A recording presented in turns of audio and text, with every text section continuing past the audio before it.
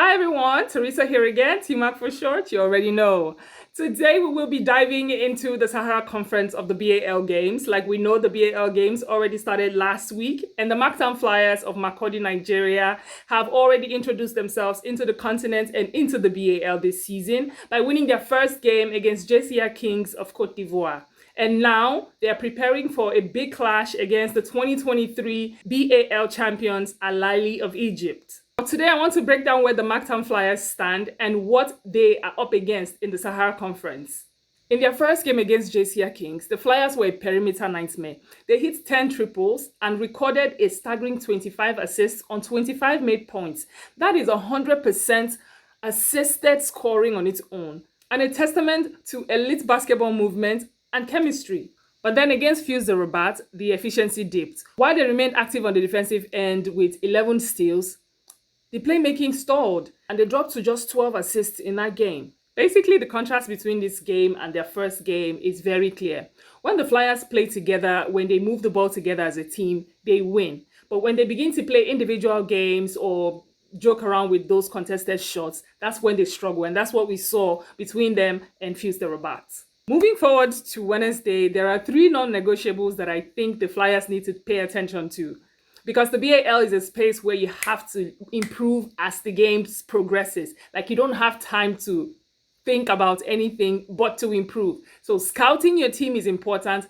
Managing turnovers is important. I mean, they had 23 turnovers against Fuse the Rabat. That in itself is a sentence. They must protect the ball or they will be punished in transition by Ahly. Ahly is a running team, so the Flyers don't even want to take those chances. Secondly, interior discipline. The Flyers shoot better from the deep, 29%, which is good. But when they begin to take those pressured 2-point range shots, they struggle. So the game against Ahly, the Flyers need to find high percentage looks inside the arc. Feed that ball to Peter Olisemeka, feed that ball to Bright Akwete, and make sure that Ahly are playing an honest defense. They are working both offensively and defensively to stop you and also to make points. MakTown Flyers, stop taking false shots.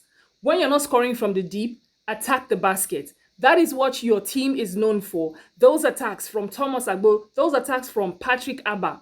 Do that consistently like you did in the third quarter of that game against Fuse the Rabat, and the result is just going to be favorable against Ahly Egypt. And when it comes to the secondary scoring aspects of this game, we know that Jawad Adekoya is a star. But against Ahly's depth, the Flyers need more than one scoring engine at the top to stay competitive for 40 minutes. Now let's talk about the giants in the room. Ahly plays a style of basketball I like to call controlled chaos. And the reason I say this is their physicality on the glass. They are a rebound-first team. They dominated in their first game against the ASC Ville de Dakar, 52 rebounds in that game.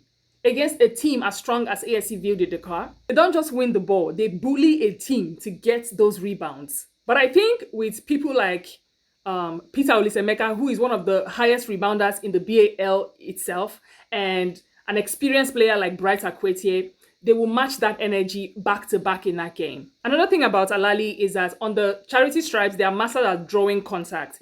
They attempted 30 free throws against ASC Ville de Dakar, and they will test the Flyers' defensive discipline every single possession with those attacks and looking for those free throws. When it comes to the defensive pressure, the defensive side of Ahly's game, unlike the JCR Kings, I think the Flyers need to pay attention to the fact that Ahly has the size to switch everything. I mean, they held ASC Ville de Dakar to 36% on their field goal shooting percentage. That's incredible. Bottom line is, if the Flyers play hero basketball, Ahly will eat them alive. But if the Flyers return to that 25 assist chemistry game that we saw in the first game, then we could be looking at an upset of the year with the Sahara Conference. Well, that's all we have for today. Don't forget to leave your comments in the comment sections. Let me know what you think about MakTown Flyers' performance so far in their first and second game, and what you expect to see from their next game against Ahly of Egypt. So until my next video, T-Mac out.